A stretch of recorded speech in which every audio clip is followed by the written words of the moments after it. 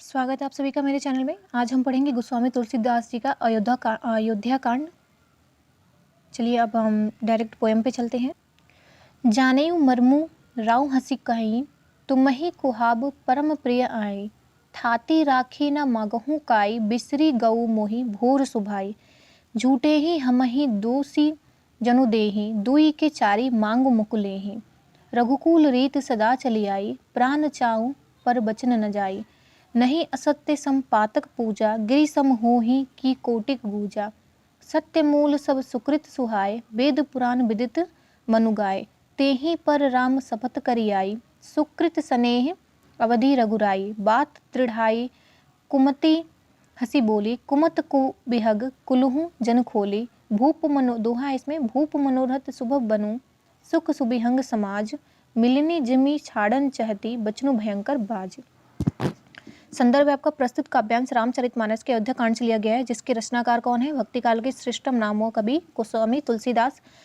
प्रसंग है, दासी मंत्रा की सलाह और योजना के अनुसार कैकेयी कोप भवन में पहुंच गई थी तथा मंत्रा द्वारा ही बताए गए निर्देशों का भरपूर पालन भी कर रही थी। संध्या काल होने पर राजा दशरथ भी वहां पर जा पहुंचे।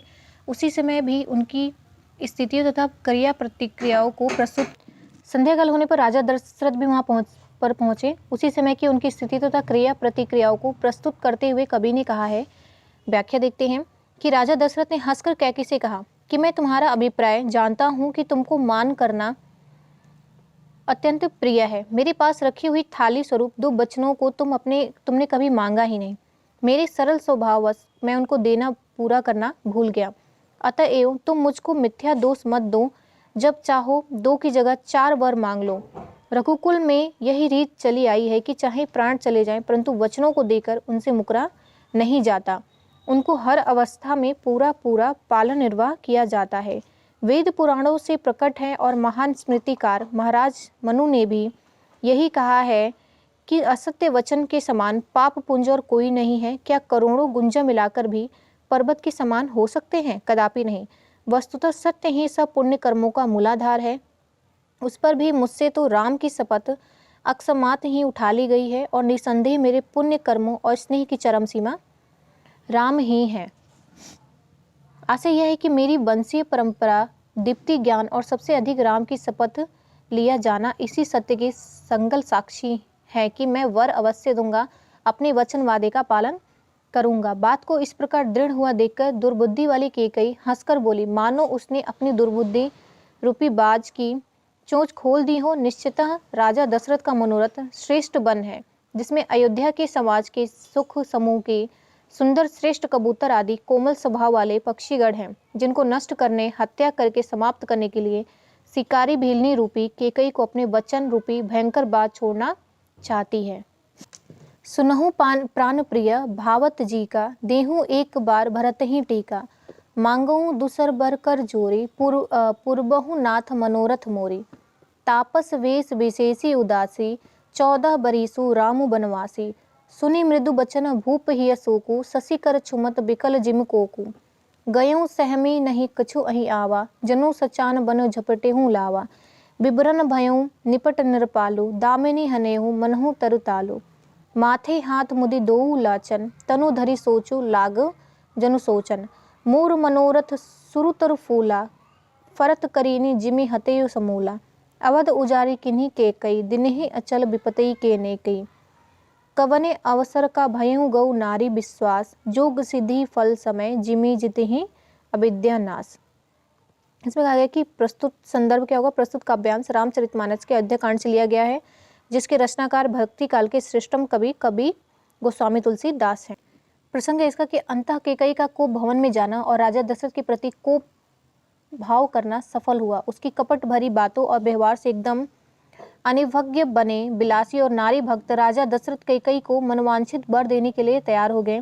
तब रानी ने वर मांगे कि जिनकी अत्यंत भयंकर प्रतिक्रिया हुई और राजा बेबस प्राय बनकर रह गया। इसी कथा प्रसंग को प्रस्तुत करते हुए कवि ने बताया है।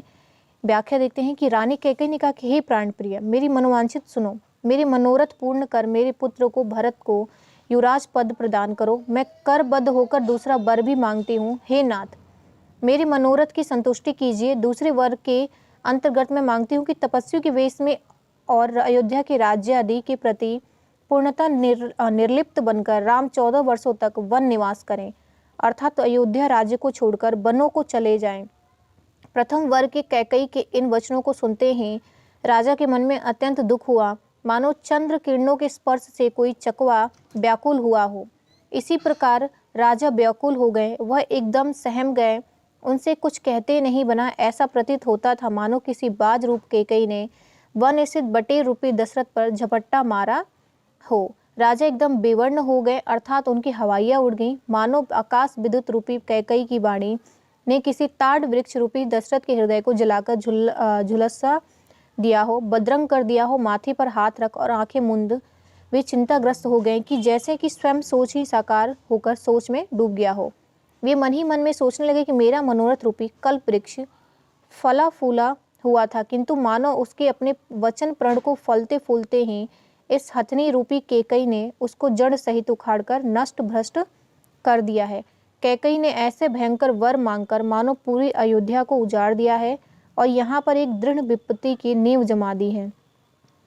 किस शुभ अवसर पर यह अशुभ हो गया। नारी कैकेयी का विश्वास करके मेरा सब कुछ उसी प्रकार नष्ट हो गया जैसे कि योग सिद्धि का श्रेष्ठ फल मिलने के समय किसी योगी को उसकी अविद्या या मूर्खता नष्ट कर देती है।